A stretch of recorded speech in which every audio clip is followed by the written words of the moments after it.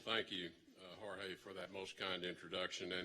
And also in particular, I want to thank Florida International University for providing their campus and the host site for this conference, which we have been planning for some time and very excited to get it underway.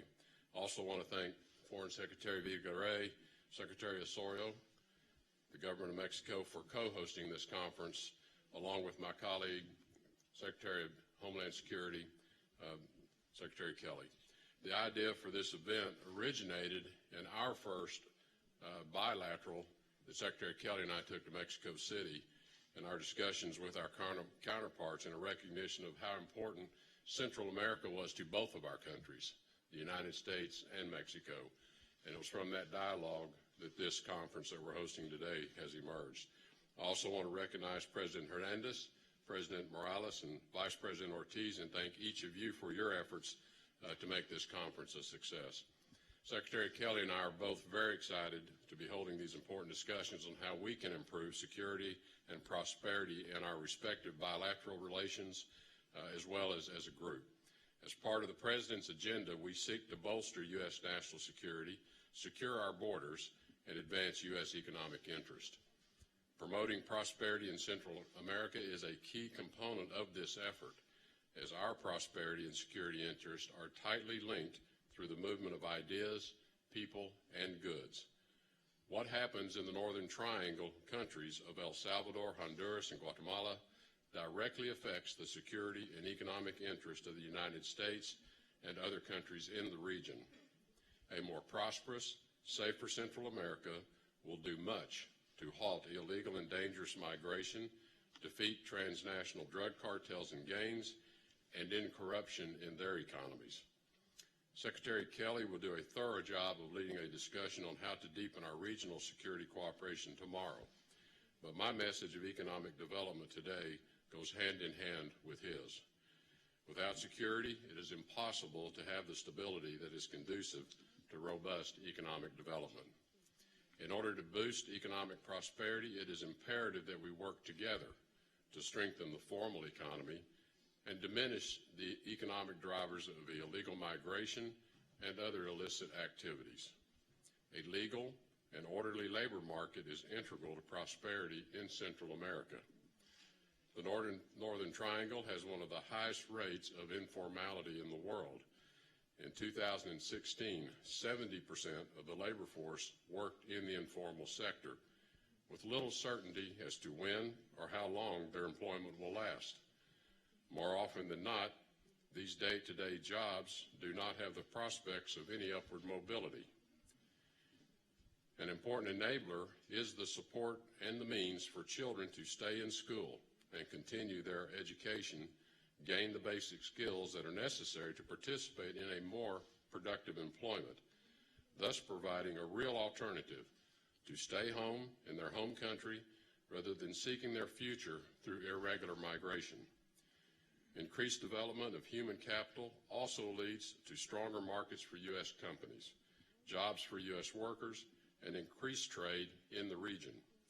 Equipping citizens with greater skill levels also provides people the means to and the access to permanent employment, and that is the solution to reducing criminal activity. The United States is continuing its efforts to create a positive climate for private investment.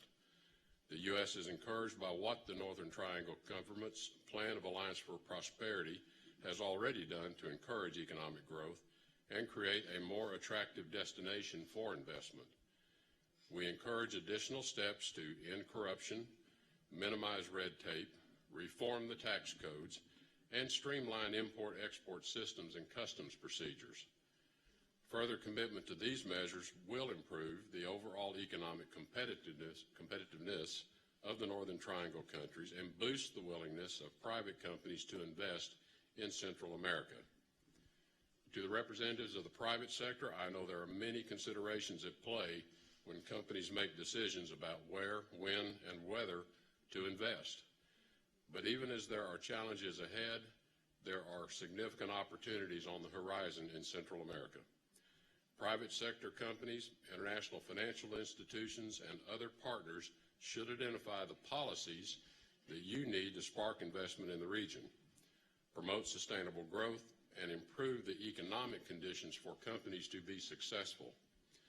I urge the Northern Triangle governments to listen to these recommendations from the private sector, and continue the important progress you have made toward improving the business climate, whether it's strengthening institutions, removing harmful or obstructive regulations, and of course, rooting out corruption.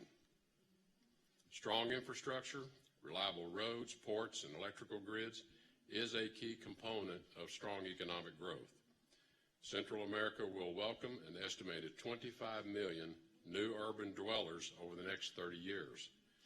As cities expand, they will need to provide basic additional services and infrastructure. The private sector should consider how to partner with the governments to address these needs.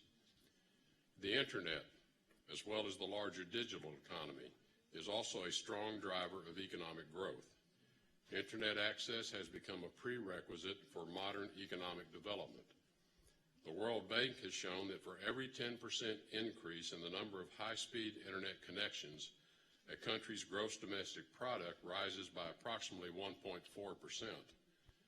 The countries of Central America must prioritize the deployment of Internet infrastructure and digital services. The energy sector also carries special importance in this discussion. Larger and more competitive power markets benefit the entire region by expanding access to cheaper electricity, providing opportunities for greater diversity of energy supply, attracting investments, and improving reliability.